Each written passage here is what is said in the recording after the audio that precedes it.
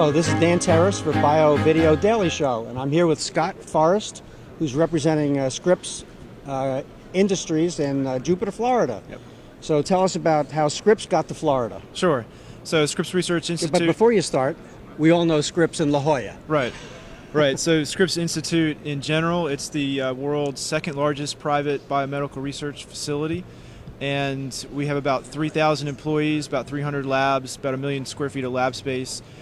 We've been in La Jolla for... Worldwide? Worldwide, yeah. Okay, and in Jupiter? In Jupiter, we have about a third of that is in Jupiter. Mm-hmm. So about 350,000 square feet of lab space. We're ramping up to 60 lab heads in Florida and between 500 and 600 employees. And what brought us to Florida was the opportunity to do something special.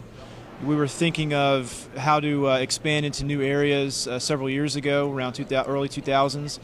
And around that time, we worked with Governor Jeb Bush on a relocation/expansion package to bring us to the state.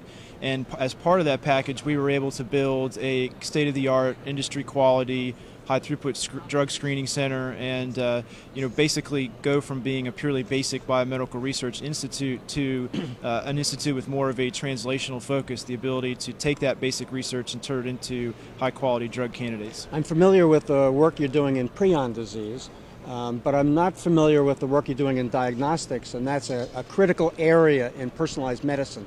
I think it's the weakest link, actually, right now. Yeah, there's a lot of commercial and basic research activity around the diagnostic sector.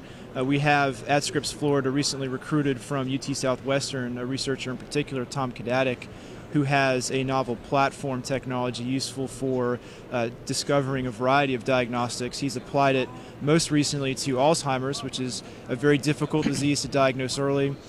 The difficult in diagnosis is thought to contribute both to disease progression because of lack of treatment and to the failure of clinical trials. The phase 3 clinical trials in Alzheimer's fail at a startlingly high rate, and a big part of that is the inability to accurately diagnose disease progression.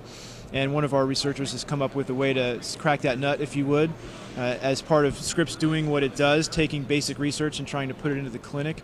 We've partnered with a Florida-based commercial entity, Opco Health, which has taken over the diagnostic technology, built a lab around it up in Palm Beach County, and is advancing it towards the clinic in partnership with Bristol Myers Squibb. In personalized medicine, the trick is to match a diagnostic test with a therapeutic agent. That's right. And that's where you're headed with this? That's where we hope the field is headed. Okay, very good. I think it's very impressive what you're doing there. This is Dan Terrace for Bio Video Daily Show. All right.